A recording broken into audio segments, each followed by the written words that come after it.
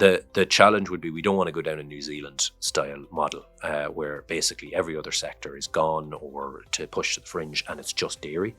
And unfortunately, that would probably be the most likely outcome unless there was major interventions. Hello and welcome to AgriFocus with myself, Stella Meehan. Today in studio, we are joined by Thomas Duffy, who's a former president of Macra, former vice president of CEJA, the European Council of Young Farmers, and is also a farmer from County Cavan.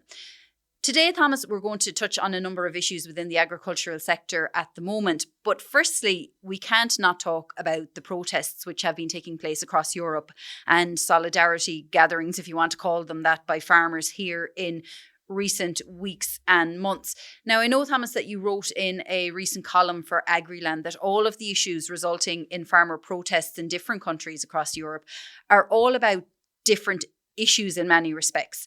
But there is a common theme among them all, in that farmers are unhappy and they're willing to demonstrate that dissatisfaction on a large scale for whatever reason. Yeah, and I suppose the other kind of link that we often see throughout is administrational burden. That is fairly common when we look across. But I suppose across Europe, there are a number of ones. And you can broadly divide them up. So you've got the administrational burdens, which particularly the French farmers were very frustrated about, but they were also concerned about imports. Some of the Spanish farmers are currently protesting at the moment, and there was attempts for Italians to organise, but without the support of their very large organisations, they seem to have fallen apart again. And those, again, were really about administration, the new CAP, the direction of national policy. And then kind of in the Eastern Bloc, there is, again, concerns around the reforms of the Common Agricultural Policy, administrational, environmental obligations, but also very much so on imports from Russia and Belarus, illegal imports as they see them across. And then there's a kind of a challenge, particularly with, say, in the Eastern Bloc, but maybe in the Southern Eastern Bloc, around imports from Ukraine and the fact that these are being handled in a different way than we would normally allow imports from third countries. So this is causing a major challenge because particularly in the East, we have a very large price crisis. In Lithuania and Latvia, they have a milk price crisis that has really it has happened since the Russian invasion of Ukraine.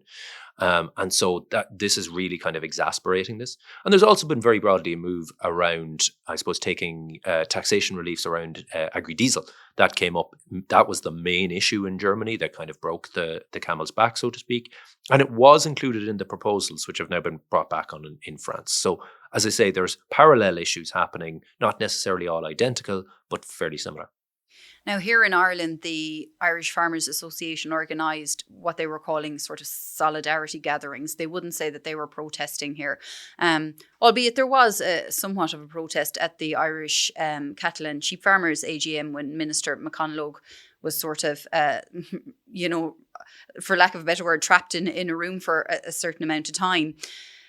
But farmers here are disgruntled as well. We hear it every day of the week of various issues that they're unhappy about, but they're not taking that next step like their European counterparts to go to the protest level. Should we? Number one. And if we did or didn't, would it be effective?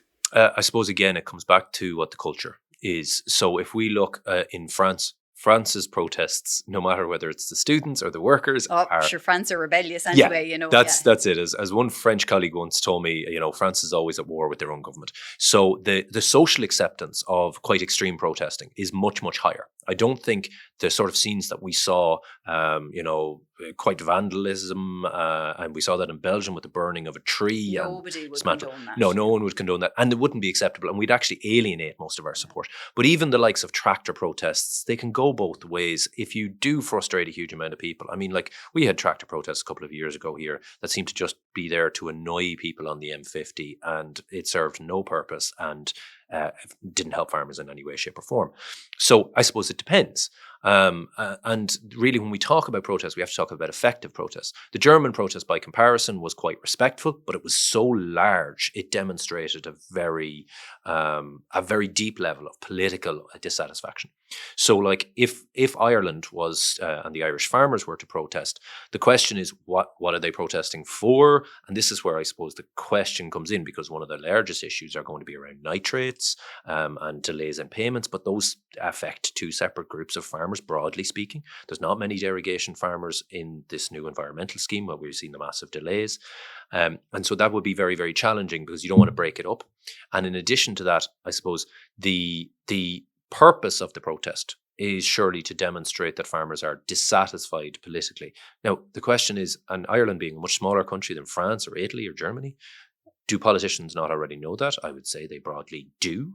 And the question is, are they going to be motivated enough to try and win as much of the farming electorate back with policies between now and whenever a general election will come? Local elections and European elections are probably not a great indicator, but I would suspect of them, the European election might be the better indicator. But one could argue that the protests have achieved something in Europe. For example, look at Ursula von der Leyen. Firstly, they sort of retracted the proposal on the sustainable use regulation. She's also said she understands the administrative burden is severe, and she has plainly come out and said that she wants to reduce that burden on farmers. And that effectively is as a result of all of these, vociferous protests in different countries around Europe.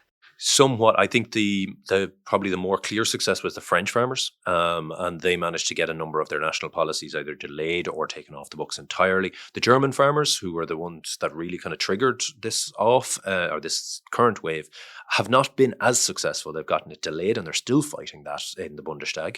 But by comparison, the Dutch farming protests that we saw only a year ago were massive. And they really didn't achieve anything. The nitrogen proposals haven't changed.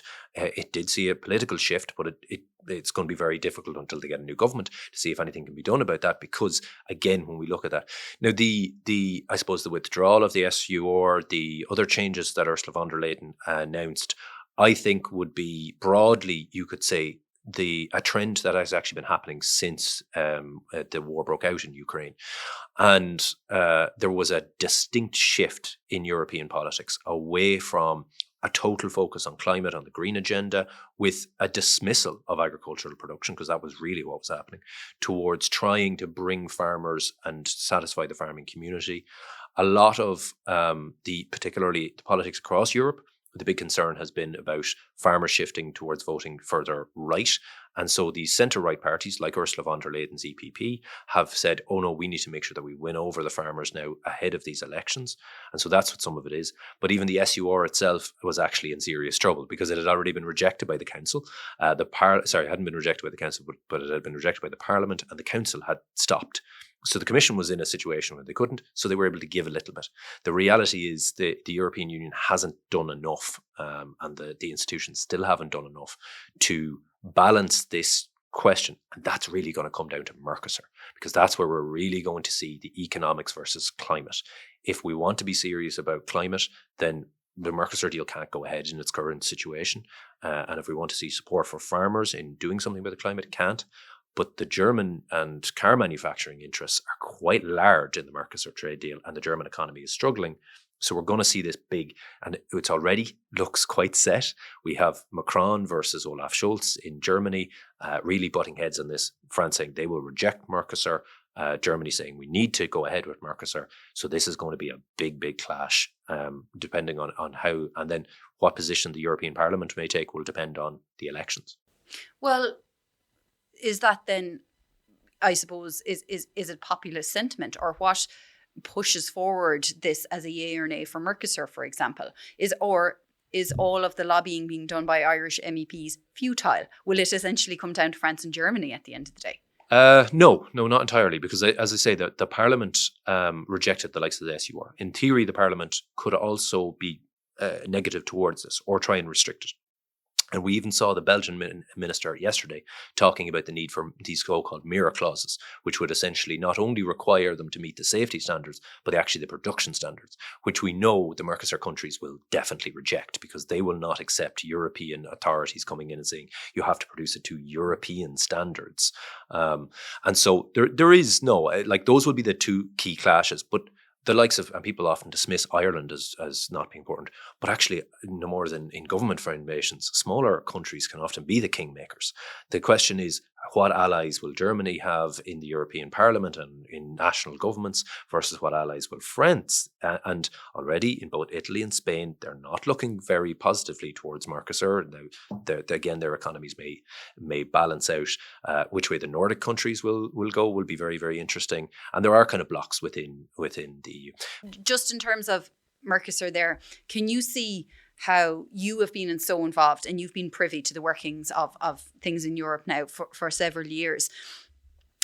Can you see from a farmer point of view in Ireland how, okay, this is all policy, this is all, political allies, this is being pushed through, when a suckler farmer, in Tipperary or Cavan or Mayo just wants to go out and farm and produce beef for a market. And then all of this is being tied up in bureaucracy and who scratches who's back here in terms of like the automobile industry, who's the biggest superpower in Europe. It's completely out of their hands, but it's their livelihood that will be affected. Yeah, and ultimately that's the importance of democracy. So I suppose the big question is, when we go to the ballot box, particularly in European elections, but also in national elections, the question has to be, that farmer has to ask and has to be helped to be informed what questions exactly specifically to ask, and then allow the European Union and the parliamentarians to do their work. But even if we look, broadly speaking, the last European Parliament was the Green Wave was really what won it. And that wave was kind of a wave of protests, all generated by a little Swedish girl called Greta Thunberg. And that was all the conversation, the vice president of the Commission, Franz Timmermans, famously met with her literally after the Parliament, and he had just gotten his position. She was the key maker in all of this and all the focus on climate. But really that was the product of years of policy and lobbying and, people wanting us to do something on climate change. So in the same way, while the farm organisations have had a very difficult time in Brussels and even in national governments over the last couple of years, they've been working very, very hard behind the scenes. And these protests could be seen in the same light as the climate strikes, as the kind of the pinnacle that may potentially shift the Parliament. And it is a positive shift. I want to be very clear. The Parliament and the language and all of the consideration for farmers is much better now than it was over the last 2 years that I was involved. Farmers were really sidelined. Their interests were not being upheld. Now at least we are being listened to insofar as they want to talk with us and they're meeting with us again. So that's really, really good. That is over fear of ultimately food production standards, but increasingly, I suppose, a worry about all these trade deals. And Thomas, when you're talking about farmers, I suppose, being a little bit more understood now by the processes and the systems in Europe and given a little bit more credence, I suppose, in a way, Irish farmers then are somewhat a step removed from we'll say, the bloc as a whole. From your experience in Brussels or your experience in Europe in general, and dealing with these institutions, did you feel that there was an acknowledgement at all of Ireland's geographic location or our agriculture system, or like realistically and honestly none at all? Were we just lumped in with all farmers in Europe? No, definitely not. First and foremost, people really do underestimate how influential Irish people are in Brussels. And there's really two reasons for that. One, as one of the smallest countries the smallest country in Western Europe, we have an outsized influence on politics. Some of the highest people in the various institutions, the so-called permanent government over there, whether that be in the commissions or in the regulatory bodies, are actually Irish. And while they are not there in Irish interest necessarily, they have an understanding of Irish politics. So for a country so far away from the very heart of Europe, we have actually, and also because we are so pro-EU and we are so dedicated, realistically, there's us and Poland as being the most pro-EU countries consistently across the board. And so we've been involved. Also, it helps that most of the work in Brussels is actually done through English. It's kind of the return language. And as now the last, first speakers of English, it's often an advantage we have. But in terms of, are we lumped in? Certainly from a regulatory point of view, the two challenges we have is firstly live exports, because we can't go across land for any animals that we have. And there was a lot of concern, particularly when the current commission took its seats, that was going to be done away with under the welfare reforms, and those welfare reforms have stalled. And indeed, even the proposals that were brought forward did not contain a ban on transport via sea, which we should be very grateful for, because it would have had a massive ramification. Now, national politics could actually get ahead of us here. The Dutch could potentially ban imports over the nitrates, etc. The other issue is nitrates. And in reality, it's just us in Denmark left. Yeah. And that's like the Dutch have lost theirs, the Belgians have lost theirs. It's going to be very, very challenging for any minister to go over and argue that Ireland is this exceptional country. We need to be very, very strong on the science. And I think we are very good on the science. We've got some of the best research, and we've got one of the best integrated research bodies in Teagasc to demonstrate just how different we are. Because again, when you travel across the continent of Europe, it really doesn't matter. It turns brown in summer everywhere. Ireland doesn't. Like it doesn't. And so there is that challenge. But also the EU is looking at us and they're saying, well, we've got one of the highest water qualities in Europe, and they have to safeguard that, because ourselves, I think, and the Austrians are amongst the top in terms of clean water, because we never had industrialization. France and Germany really destroyed a lot of their waters in the Industrial Revolution 100 years ago. And so now they're going to say, well, you need to protect your waters. We need to be protecting our waters. We need to move back from some of the practices that are maybe damaging that. Actually, just in relation to the nitrates derogation there, obviously we're one of a very small handful, i.e. 2 countries that have derogation. Now, albeit ours has reduced the stocking rate from 250 kilos per hectare to 220. But it does mean that, you know, some farmers in this country are allowed to stock above the 170 kilos per hectare. But every other country, in fairness, doesn't have the derogation, and they're continuing to farm them. So, like in this country, there's a lot of a scare factor with farmers. So it's some farmers, it's not a scare factor. They'll put down a business plan in front of you and say, this is going to mean trouble for my enterprise, you know. But realistically, can we survive and continue farming and have a viable future for agriculture in this country without the derogation? Do you think? Could we survive? Yes. Will we be as viable? No, is the simple answer. We would likely to be one of 2 things. Either farmers will try and buy up every piece of land or lease out every piece of land, and that's going to cause huge conflict between the sectors, and that benefits absolutely nobody. And particularly probably the most at risk would be the tillage sector, but that would be followed by the beef sector. And so that's a major, major challenge. In terms of, I mean, some people have predicted that if that was to happen, we would ultimately move further away from grasslands and move towards more of a continental system. There's a whole pile of reasons that the continent has that system. It's not as simple as to say it's derogation or not derogation. Like again, you travel through Europe, so like it's easier to grow crops in a hot climate in summer than it is to grow grass, and that's why they do it for the most part. And for that reason, actually, that is one of the arguments that we will probably be able to make to the European Parliament, because and the European Commission, because the European Commission is very aware that Ireland is one of the few countries that has so much permanent grassland, and they want to protect that because they know soil carbon loss would be very significant if we started ploughing that up.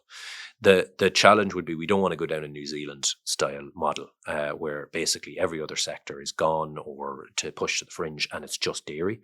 And unfortunately, that would probably be the most likely outcome unless there was major interventions. And there's also big challenges around one of the things, we've got a massive biodiversity crisis, and we're talking about climate, but biodiversity crisis as well. Even for my own farm, for instance, if I can speak on that, yep. At one stage our farm was stocked at about 235 kilos of nitrogen. Now we have a good soil type, and we were able to utilize that. We've dropped down because we were able to regain land. But for myself, I had plans this year to invest in about an acre of biodiversity production, probably ponds, and I just can't risk that. And so that's the other problem. Areas which... Why can't you risk that, actually? Because I would be afraid of losing it from my nitrates. Okay. And ultimately, even though I'm just above the 170 now, if we lost the derogation entirely, I have to prioritise the living for myself and my family. And so this is the other concern, that land will begin being converted, land which is currently extensively farmed, very, wet bottoms, wet bits, which are really good for biodiversity. We will lose those because we will have to renovate them. And it kind of goes against what we've done in the last CAP, allowing farmers to not have to keep it in such good agricultural environmental condition and still receive payments on it. You're allowed up to about 40% to claim the whole thing. And we'd be actually doing the opposite if we brought in the derogation. So these are the arguments that I think the government is making, and we need to keep making, and we need to keep hammering home that for the overall environmental picture, yes, we need to maintain derogation, but also we need to be moving away from some of the bad practices, because ultimately the Commission is going to look at water quality, what are the nitrates risks, what are the nitrates levels, and if they're rising, we have no hope. Let's move now to young farmers, and being one yourself, obviously, Thomas. What would you say are the challenges facing young farmers in Ireland at the moment that are set apart from the challenges for farmers in general? So more specific to young farmers. So we always say that there are really 3 barriers for young farmers. The first one is succession. The second one is access to land. And the third one is access to credit. And the problem is they're all kind of interlinked. For young farmers that are not wanting to either wait to inherit a farm or indeed want to start in farming from outside the sector. And some of the best people I've ever worked with came from outside the sector and had a passion and a graw for it. Their biggest trouble is going to be they're not going to have a land to borrow against, and so the banks are not going to be very welcoming. And there hasn't been anywhere near enough done on that kind of areas. There's been small things here and there, and the likes of the Young Farmers Top-Up was very, very positive, but there hasn't been enough done that. Unfortunately, the land market is always racing ahead of any improvements that we're making, because we're not regulating the land market like some other countries are doing to the same extent. And so there is this challenge of, if we give more young farmers money, will it just push up the price of land? I understand that that's a concern some farmers are saying, but frankly, I never bought that argument. There's such a small percentage of young farmers in Ireland that realistically it's not worth even significantly talking about it. In a local area, it can be, but beyond that. And then finally, there's the succession crisis. And we have to call it a crisis because that's what it is. And I want to be very sensitive when we talk about that, because we've moved away from talking about simply handing over the farm. And now we talk about collaborative farming arrangements. For instance, we're in farm partnership, myself, my mother, my father, and my sister. And that is the way that the model ultimately, probably my parents will step back. And then there will be myself and my sister involved in the farm. And that ultimately is a very positive. But I was blessed with very forward-thinking parents. I talked to a lot of young farmers who had tragic stories to tell me of.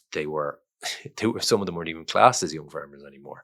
They had kids in secondary school and their names weren't on checkbooks. They weren't able to function. They weren't able to operate. And I understand that there's a whole socioeconomic aspect of this.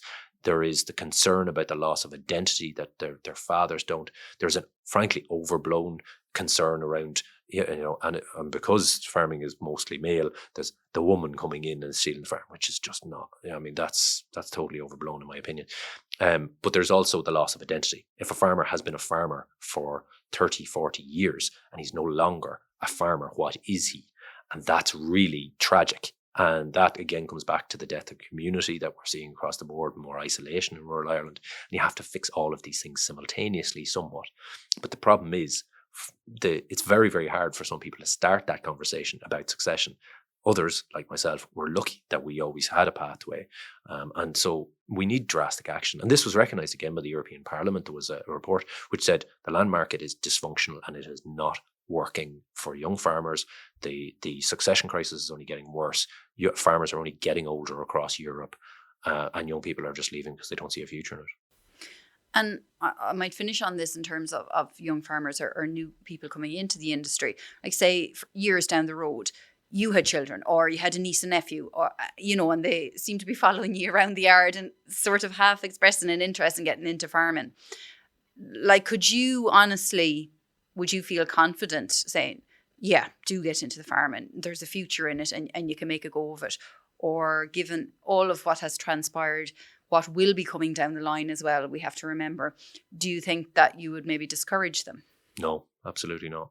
I had opportunities to leave the farm. I chose not to leave the farm. Most young farmers who are involved now have had opportunities and they want to farm. And many of them want to farm full time. Sometimes the economics are not there and that's the challenge. But as a sector, I mean, there's no question. There is going to be more people to feed in the future. Challenges are always going to be there. In my father's day, it was high interest rates and it was lack of mechanization and difficulty to invest. Technology has advanced incredibly fast now. I think probably the biggest challenge we have in terms of the future of the sector is that as the sector ages, and there are not enough young people coming into the sector, sometimes it's very easy to get despondent. Because if you've been doing the same thing for 40 years with minor amendments, it's very hard to envision a future that could be drastically different.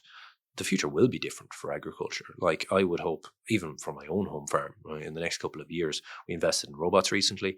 That's part of our technology. We'll continue to do that. We'll continue to reduce down the loss of nutrients. I would hope that my farm will be fertilizer probably free in the next 10 years, ultimately, increasing the amount of multi-species and whatever else.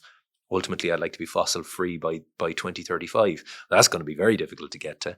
But yeah, we definitely could do that, and all the time improving on our practices. Fantastic. Unfortunately, that's all we have time for on AgriFocus this week. We could stay talking for another 2 hours, Thomas, but we'll leave it there for this week. Thank you very much to our guest, Thomas Duffy, for joining us on AgriFocus this week. If you have liked this episode of AgriFocus, please give us 5 stars wherever you get your podcasts from. So if that's on Apple or Spotify, or indeed even if you listen to the podcast on the smartphone app, the Agriland smartphone app. And please share it with anyone who you think might be interested. Until next time, goodbye and take care.